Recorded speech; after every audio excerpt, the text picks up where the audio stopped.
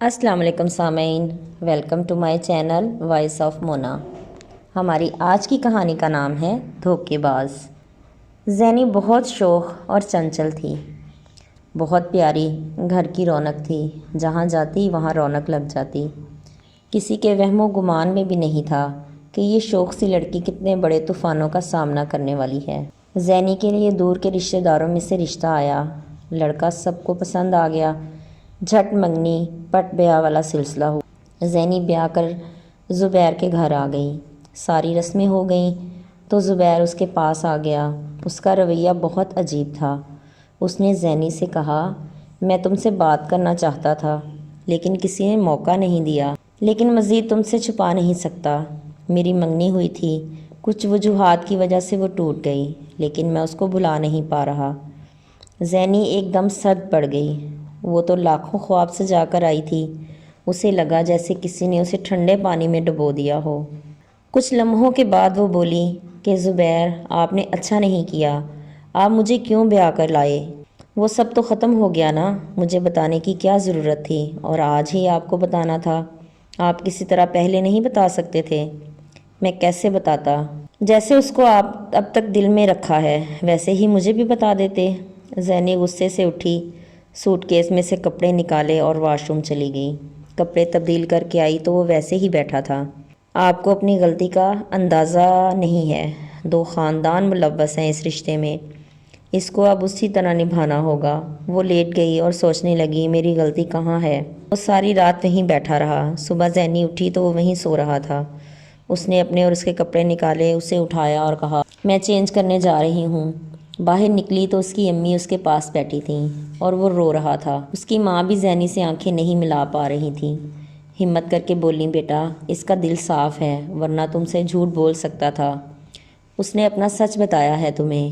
امی آپ سے ہی کہہ رہی ہیں، لیکن زبیر نے وقت غلط چن لیا، آپ بے فکر رہیں، میں کسی کو کچھ نہیں بتاؤں گی، مہمان آنے والے ہیں، زبیر آپ چینج کر لیں۔ زبیر اٹھ کر اس سے لپٹ گیا، زینی مجھے معاف کر دو، جائیں زبیر چینج کر لیں۔ وہ شاید جانتا نہیں تھا کہ وہ ہمیشہ کے لیے زینی کے دل کے دروازے خود پر بند کر چکا تھا۔ سب مہمان آ رہے تھے، زینی کو پارلر والی تیار کرنے آ گئیں۔ اس کا بھائی ناشتہ لے کے آیا تو زینی نے کچھ محسوس نہیں ہونے دیا۔ ایک رات نے زینی کو بدل دیا تھا، وہ بہت سمجھدار ہو گئی تھی۔ ولیمہ والے دن سب زینی کو حیران ہو کر دیکھ رہے تھے۔ ماں نے محسوس کر لیا کہ کچھ ہوا ہے، ماں کے گلے لگی تو ضبط کے بندھن ٹوٹ گئے، آنکھوں سے ٹپ ٹپ آنسو گرنے لگے۔ امی آپ نے رلا دیا، میرا میک اپ خراب ہو جائے گا، خوش ہو نا میری جان؟ جی امی میں خوش ہوں، لیکن ماں کو سمجھ آ گیا کہ کوئی بات ہے۔ زبیر سب سے کھچا کھچا تھا۔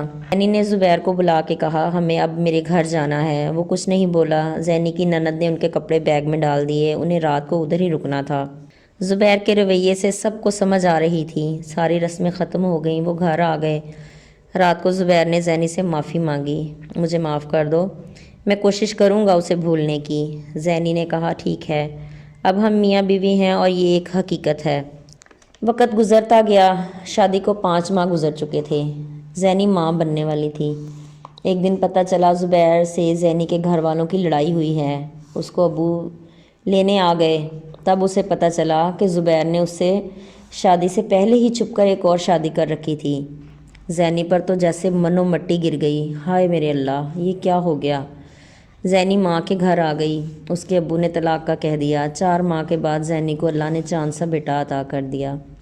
ادھر ادھر اس کے ابو نے اس کی طلاق بھی لے لی۔ زینی نے سب بتا دیا کہ کیسے شادی والے دن زبیر نے اس کو سب بتا دیا تھا۔ ماں نے کہا، تم ہمیں بتا دیتی تو یہ دن نہ دیکھنا پڑتا، سب رشتہ دار آتے، کوئی کچھ کہتا کوئی کچھ کہتا۔ زینی کا خالہ زاد آیا، اس نے کہا، زینی میں بھی تمہیں پسند کرتا تھا لیکن ہمت نہیں پڑی، پھر تمہاری شادی ہو گئی اور میرے گھر والوں نے میری شادی کر دی، وہ بھی اپنی زندگی سے خوش نہیں تھا۔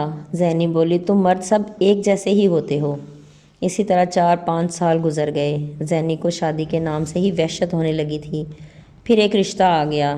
زینی کے ابو نے اسے سمجھا بجھا کر شادی کے لیے تیار کر لیا۔ وہ مان گئی، لیکن اس نے بول دیا کہ اپنا بیٹا نہیں چھوڑ سکتی۔ زینی کے ابو نے زینی کو اس لڑکے سے ملوا دیا اور بات بھی کروا دی۔ وہ ایک اچھا انسان تھا، اس کی بیوی اسے چھوڑ کے چلی گئی تھی، وہ بھی ایک زخم خوردہ انسان تھا۔ پھر ان کی شادی ہو گئی، اب وہ دونوں ہی خوش ہیں۔ ملتے ہیں اگلی کہانی کے ساتھ۔ جیتے رہیں، خوش رہیں۔